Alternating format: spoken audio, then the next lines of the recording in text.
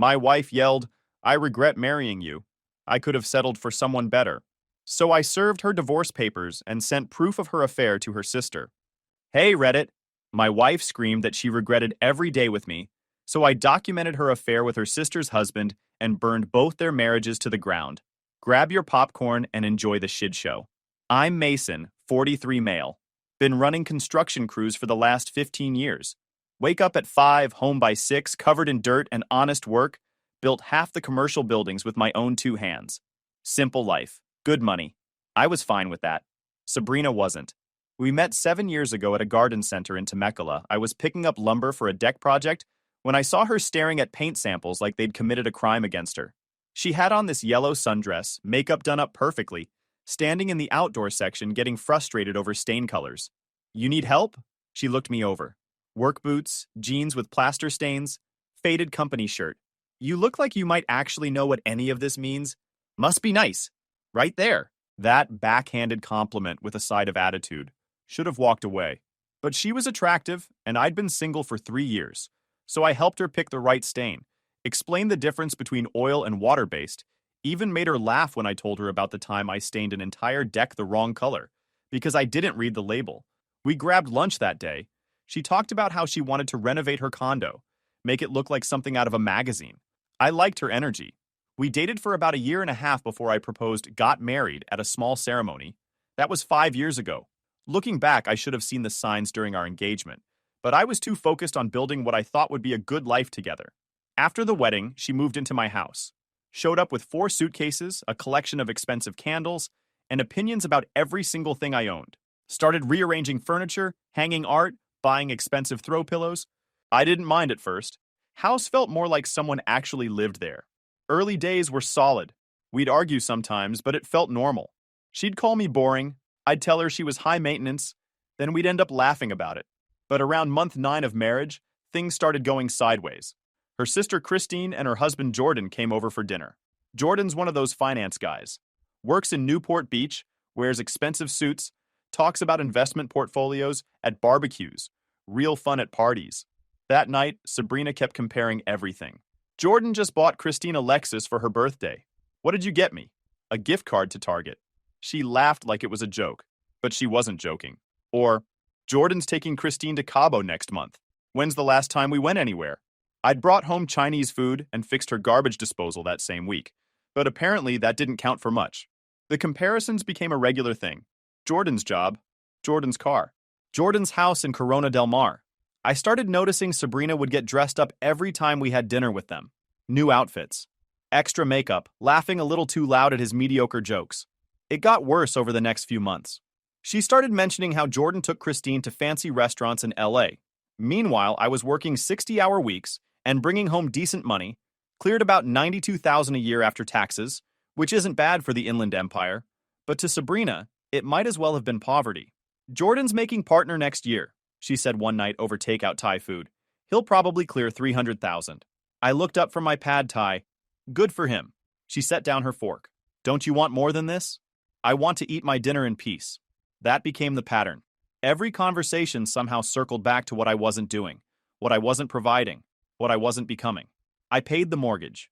Paid her car payment on a Mazda she insisted she needed, $485 a month. Paid for groceries, utilities. Her gym membership she used maybe twice a month. I covered everything while she worked part-time at a boutique in Murrieta, bringing in maybe $1,500 a month that went straight to shopping and dinners with friends. But sure, I was the one lacking ambition. There was this one dinner at their place in Corona del Mar that sticks with me. Jordan was grilling steaks on their massive outdoor kitchen setup. He was going on about some deal he'd closed, how he'd made the company an extra $2 million in revenue. Sabrina was hanging on every word, actually leaning forward, eyes wide, asking questions. I hadn't seen her that interested in months. Meanwhile, I'd just told her about landing a contract for a 4-building complex in Rancho Cucamonga. Biggest project my crew had ever handled, worth about $3 million total. She'd barely looked up from her phone. Just said, "That's nice," and went back to scrolling. On the drive home that night, she was quiet for about 10 minutes. Then, "Jordan really knows how to provide for Christine." I stared at the road ahead. "Bills are paid. House is paid off. You have everything you need." "It's not the same." "How?" "Jordan's building something." creating opportunities. You're just doing the same thing you've always done. I didn't respond. What was I supposed to say? Another time, Christine showed up to a family barbecue with a new Gucci bag. Sabrina saw it, and her whole face changed. Oh my God, that's gorgeous. Jordan got that for you? Christine nodded, looking almost embarrassed. Sabrina turned to me. Flat smile. Maybe you should take notes. I'd just bought her a weekend trip to San Diego the month before. Paid for a nice hotel, dinners, the whole thing. Dropped almost $800. But that didn't count because it wasn't a status symbol she could show off to her friends. I mentioned it once. She went nuclear. You're seriously jealous of my sister's husband? How insecure are you? So I dropped it. But things kept getting worse. I'd come home from managing a job site, dirty and exhausted, and she'd be on the couch scrolling through her phone. Wouldn't even look up dinner's cold.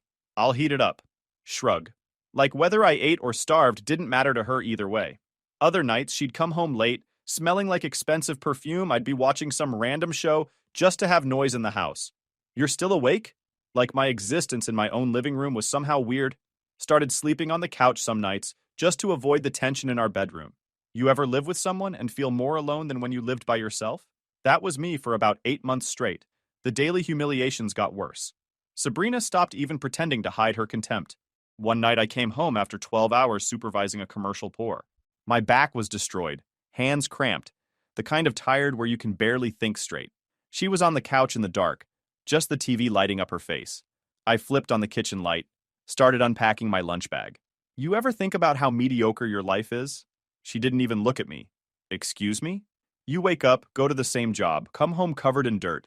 Other people are out there closing deals, taking clients to steakhouses, actually building something you're just maintaining. I gripped the counter. You think I like coming home to this? She turned then, face hard. You chose this boring life. I chose a stable job that pays the bills. Jordan would never settle for stable. There it was, Jordan again. Should have called it right there. Instead, I went and took a shower. Water so hot it burned, trying to wash off the feeling that I'd somehow failed at being a man without realizing it. The fights became routine. She'd pick at me just to see if she could get a reaction. I'd be trying to eat dinner, and she'd start in about how small my aspirations were, how I was wasting my potential, how some people actually wanted more out of life. I kept my mouth shut most times. Not because I'm weak, because I was calculating, trying to figure out if this marriage was salvageable or if I was just delaying the inevitable. My buddy Luis from work started noticing. We were doing a final walkthrough on a project in San Juan Capistrano when he pulled me aside. You look like you haven't slept in a month, man. I'm fine. You're not. What's going on? I shrugged. Wife stuff. He nodded. Didn't push. Just said, you need anything? You let me know. That small gesture meant more than he probably realized. Luis had been on my crew for almost 10 years. Good guy. Solid worker. The kind of person who shows up when things get rough. He'd been through a divorce himself about 5 years back. Never talked about it much, but I could see in his eyes that he recognized what I was going through.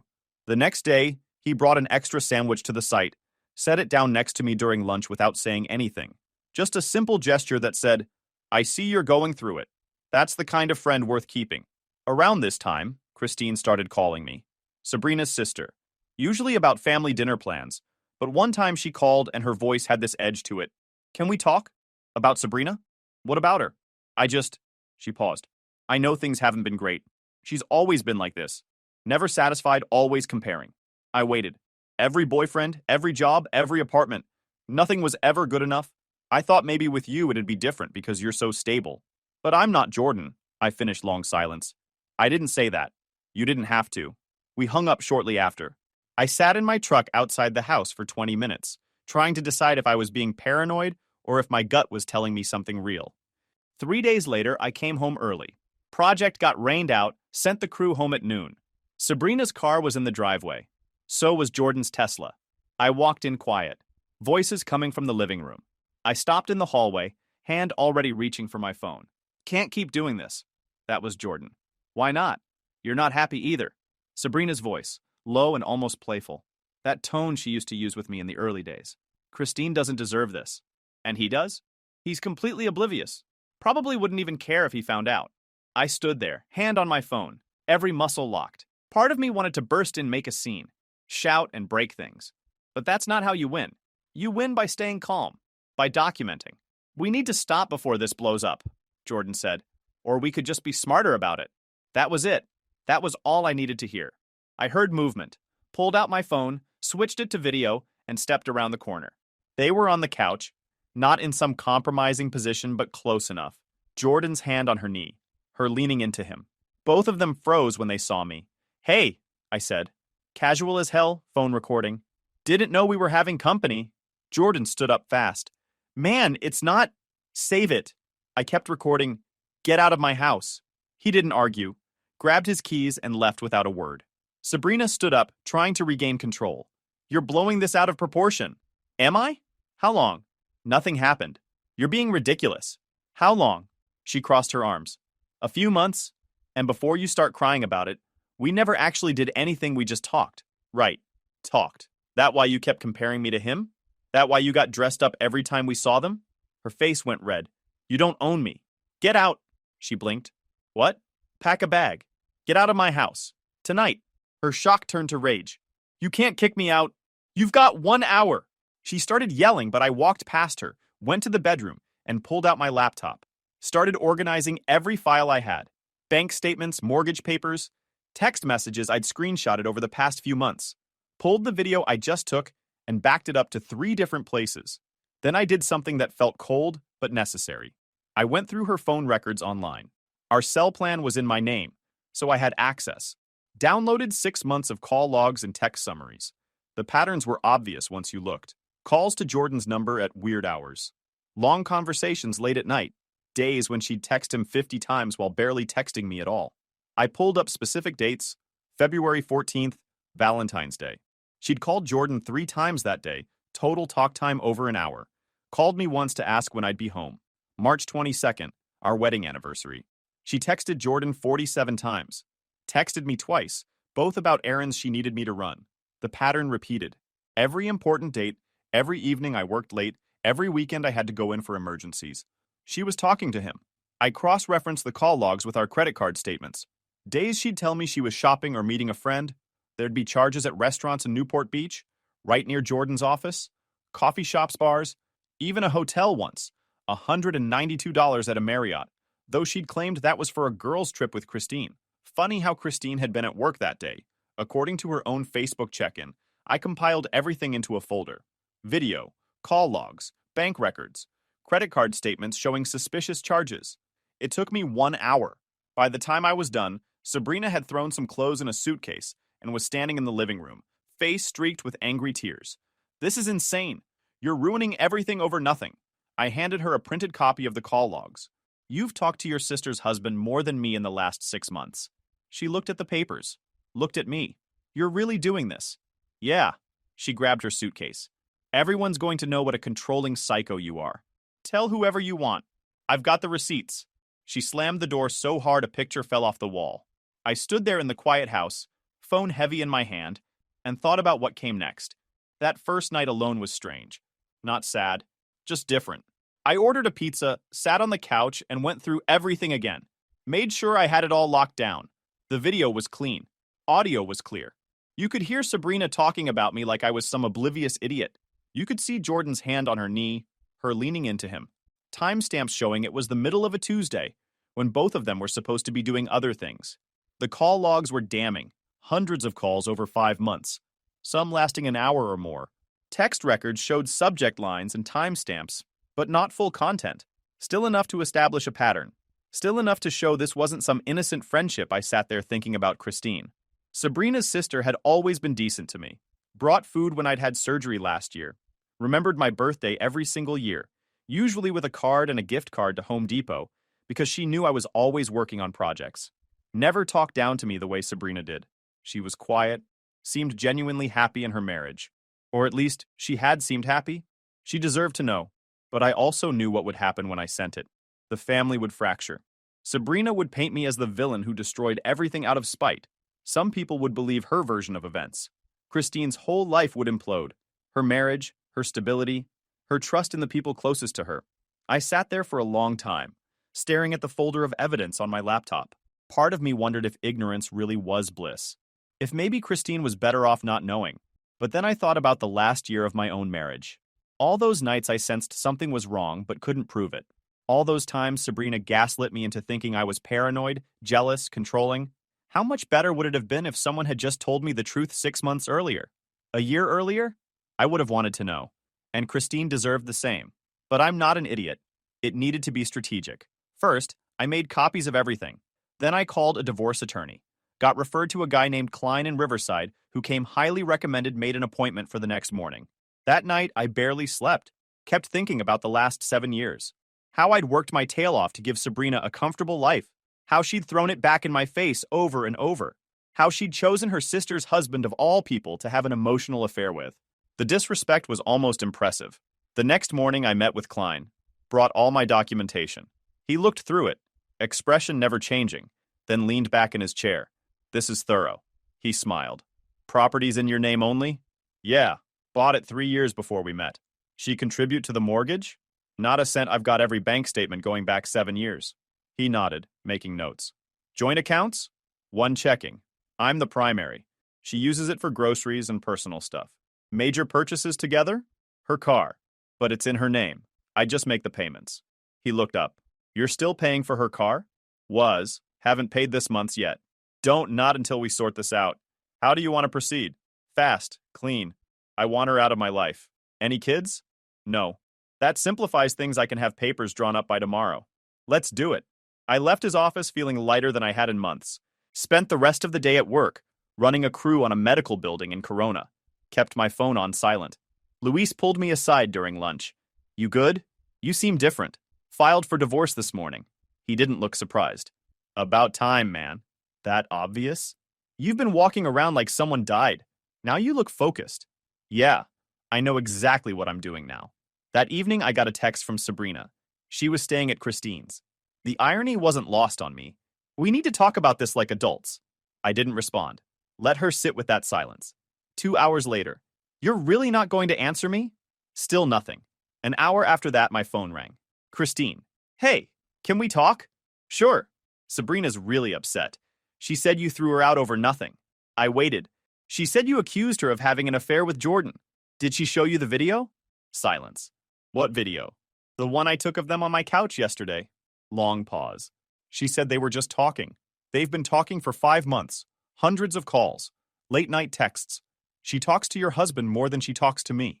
Christine's voice got smaller. How do you know that? Call logs. Want me to send them? Another long silence. Is this real? Yeah. She hung up. 3 days went by.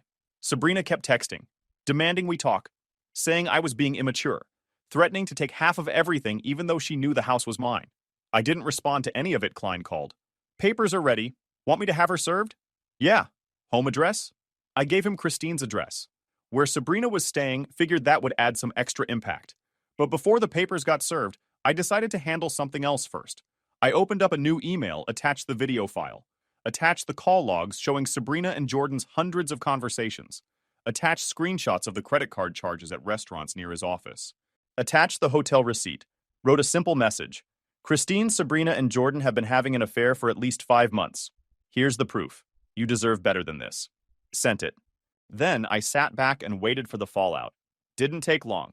20 minutes later, my phone started blowing up. Sabrina calling. I declined Christine calling. I let it go to voicemail. Jordan calling. Declined that too. Finally, I answered. When Christine called for the 3rd time, Mason, are you serious right now? Is this real? Her voice was shaking. Yeah. I could hear her crying. I'm looking at the video right now. She couldn't finish. I'm sorry. Does Jordan know you sent this? Probably does by now. He's not answering his phone. Neither is Sabrina. They're both calling me but won't pick up when I call them back. That tell you anything? She made a sound that was half laugh, half sob. Everything. We talked for about 10 more minutes. She asked questions. I answered honestly. By the end, she'd stopped crying and started getting angry. Thank you for telling me, she said finally. You deserve to know. Yeah, I did. She paused. What are you going to do? Already filed for divorce. She's getting served tomorrow. Good. We hung up and I felt something like relief. Not happiness, not satisfaction. Just the feeling that I'd done the right thing even though it was messy. That night, Sabrina showed up at my house. Started pounding on the door at almost 10 p.m. Open up! We need to talk right now. I looked through the window. She was alone. Looked like she'd been crying, but her face was twisted with rage. I opened the door but stood in the frame. Didn't let her in. You sent that to Christine? Are you insane? She deserved to know. It wasn't an affair. We never slept together. Yeah, sure. You destroyed my relationship with my sister. Christine won't even talk to me. Jordan won't talk to me. You did that yourself. She tried to push past me. I didn't move. You're not coming in. This is my house too. No, it's my house. Always has been. And you're getting divorce papers served tomorrow. Her face went white. You filed? Yeah, few days ago. You can't do this. Already did. She started screaming, calling me every name in the book, saying I'd ruined her life, destroyed her family, turned everyone against her. I let her finish. Then I said, you did this to yourself. I hate you, she whispered. Good. Makes the divorce easier. I closed the door. She pounded on it for another minute before finally leaving. I went to bed. Slept like a baby. The process server caught Sabrina at a coffee shop in Laguna Beach 2 days later. Apparently, she made a scene. Refused to take the papers at first. The server had to leave them on the table in front of witnesses. The whole thing was documented. Klein called me with an update. She's not going quietly. Didn't expect her to. She hired David Kellerman, expensive guy. He's already filing for delays and requesting spousal support. I almost laughed. Spousal support? She lived rent-free for 5 years. California law says she can request it. Doesn't mean she'll get it, but we have to fight it. Fine, Klein paused. Her attorney's also claiming you were financially controlling, that you isolated her. She worked part-time by choice, made about $18,000 a year, and spent most of it on clothes. Good. Get me her pay stubs, tax returns, too. Already have them. I filed jointly every year. Perfect. Over the next 2 weeks, Sabrina went off the rails. Posted on Facebook about how I'd emotionally abused her and thrown her out with no warning. How I'd fabricated evidence out of jealousy. Some of her friends rallied around her, posting about toxic masculinity and financial abuse. Most people who knew us didn't buy it. My buddies from work called out the lies in the comments. Luis posted a simple, "That's not even close to the truth." A few other guys from the crew chimed in with similar comments. I didn't respond to any of it. Just screenshot everything and sent it to Klein. Luis came by my house one evening with some takeout. Saw the Facebook drama, he said, handing me a container of orange chicken. Yeah, she's going nuclear. You doing okay? Honestly, better than I've been in a year. He nodded. You look better. Like you're actually sleeping. I am. House is quiet. No one's criticizing everything I do. It's nice. You hear from Christine? Yeah, she filed for divorce too. Kicked Jordan out the same day I sent the video. Damn. Yeah, their whole family's imploding. Sabrina's blaming me for all of it. That's insane. We ate in silence for a while. The quiet felt comfortable. Then Luis said, You seeing anyone? What? No, divorce isn't even final. There's this woman in the office, Kelly, handles our permits and billing. She's asked about you a couple times. I looked at him. Asked what? How you're doing? If you're okay. She noticed Sabrina doesn't come by the office anymore. And she seems interested. That's all I'm saying. I'm not ready for that. Fair enough, but when you are, just know she's cool, smart, funny, actually appreciates people who work for a living. Noted. A week later, I ran into Kelly at the office. I was dropping off signed contracts when she flagged me down. Hey, you got a second? Sure. She pulled me into an empty conference room, closed the door behind us. I heard about what happened. I'm really sorry. Thanks. Luis mentioned you're handling it well. Trying to. She hesitated, like she was choosing her words carefully. Look, I don't want to overstep, but if you ever want to grab coffee or lunch, I'm around. No pressure. Just if you need someone to talk to who's not involved in all the drama. I looked at her. She was probably mid-30s. Dark hair pulled back in a ponytail. No fancy clothes or makeup, just jeans and a company shirt with our logo on it. She had this direct way of looking at you that felt honest. Real. Just a straightforward offer from someone who seemed genuinely kind. I appreciate that. Maybe once the divorce is final and things calm down. She smiled. No pressure. I just wanted you to know the offer's there whenever you're ready. As I walked back to my truck, I realized I was smiling. First time in months that happened naturally, without forcing it. Meanwhile, Sabrina kept escalating. She showed up at the job site one day, demanding to talk to me in front of my crew. Walked right past the safety barriers like she owned the place. I walked her back to my truck before it became a bigger scene. You need to drop this divorce, she said. No preamble. Not happening. I'll fight you on everything. Go ahead. I'll tell everyone what you really are. I've got documentation of everything you want to play this game. I'll bury you. She looked genuinely shocked. When did you become such a hard piece of work? Around the time you told me you regretted every day with me. Her face twisted. I didn't mean it like that. Yeah, you did. She tried a different angle, softened her voice. We can fix this. Work through it. Start over. No. Why not? Because I don't love you anymore. She went pale. That's not fair. Neither was any of this. I got in my truck and drove away. Leaving her standing in the parking lot, Klein fought like hell. Sabrina's attorney tried every delay tactic, but we had too much documentation. Every claim she made fell apart. She claimed she'd contributed to the household. We showed bank records proving otherwise. 5 years of statements showing I paid everything. Her contributions totaled maybe $8,000, mostly for groceries and her own expenses. She claimed I'd been financially abusive. We showed her credit card statements. Over $12,000 in clothing in the last year alone. Another $4,000 on dinners and entertainment. She claimed the affair never happened. We played the video in the judge's chambers. Klein also submitted the call logs and credit card charges, showing her repeatedly meeting Jordan. The judge was a woman in her 60s named Nolan. She watched the video without expression, reviewed the documentation, then looked at Sabrina's attorney. Your client wants spousal support after living rent-free for 5 years? Kellerman tried to salvage it. Your Honor, my client needs temporary support while she transitions. Your client has a job and a college degree. That was it. Took 4 months total. Judge granted the divorce, gave her nothing. Walking out of that courthouse felt like being released from prison. Luis threw me a small party at his place a few days later. Just a few guys from the crew, some food. Kelly showed up too. We talked most of the night, and for the first time in years, I felt like I could just exist. You seem lighter, she said at one point. I am. That whole thing was like carrying around a backpack full of bricks. What's next? I don't know. Maybe fix up the house, maybe take a vacation. She smiled. Good options. A few weeks later, I asked her to dinner. Nothing fancy. Just a steakhouse in Murrieta that I liked. She said yes.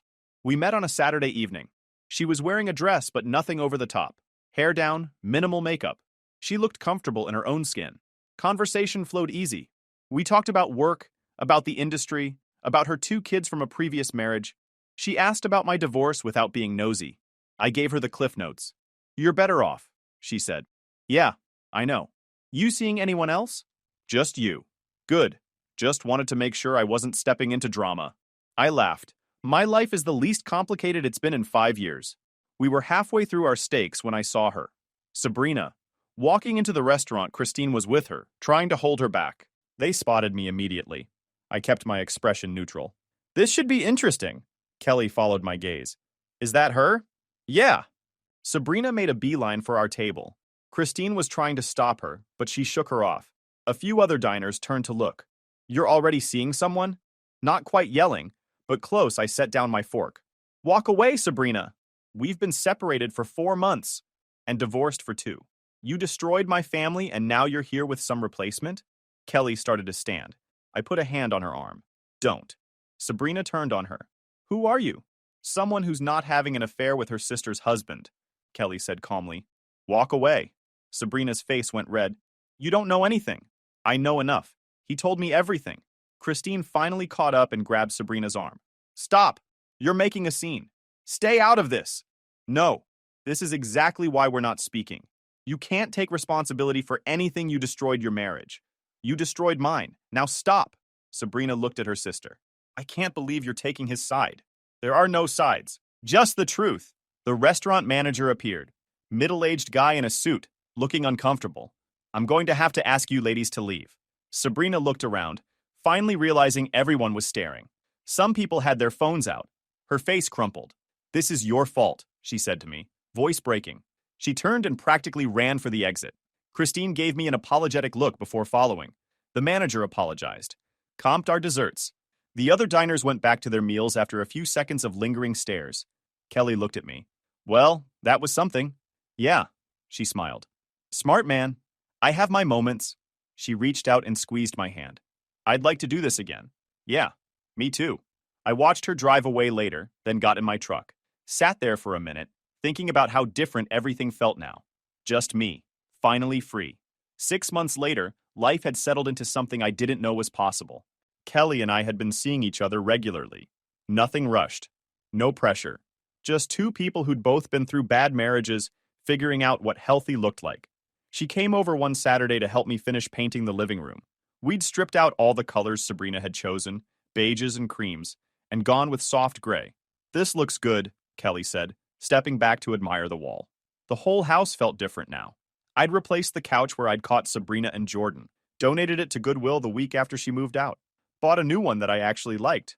Leather, comfortable, no memories attached to it, rearranged the furniture, hung pictures I wanted to see, made the place feel like it belonged to me instead of feeling like I was a guest in someone else's vision. Kelly noticed the changes every time she came over.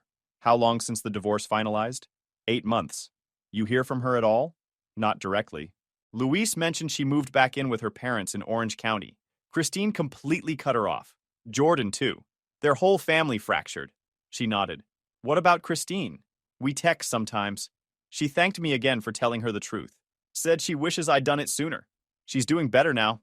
Dating someone new. Actually seems happy. Kelly smiled. Good for her. We worked in comfortable silence for a while. When we finished, we sat on the back patio with some drinks and watched the sunset. The neighbor's dog was barking somewhere. Then my doorbell rang. Kelly looked at me. Expecting someone? Nope.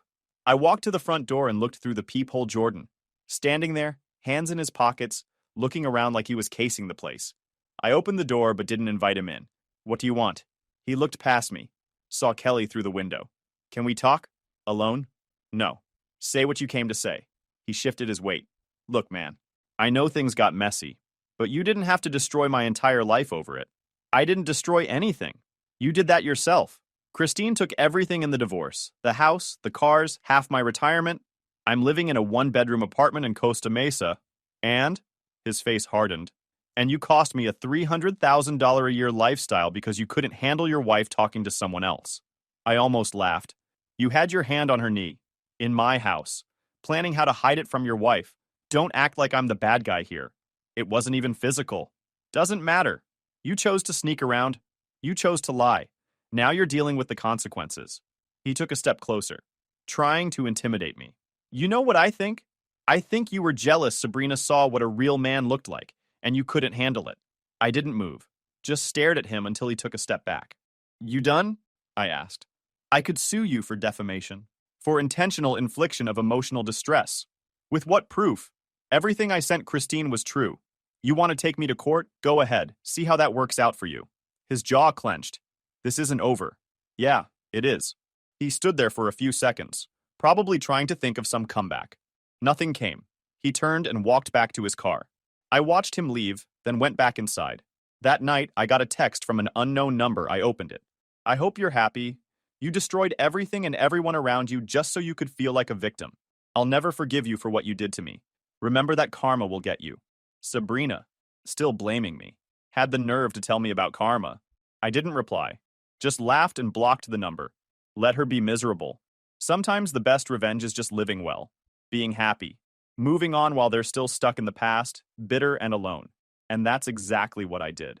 Guys, we are so close to hit 100,000 subscribers on this channel. If you are not subscribed to the channel, please consider subscribing. It really helps hit that 100,000 mark. Thanks for making this dream come true.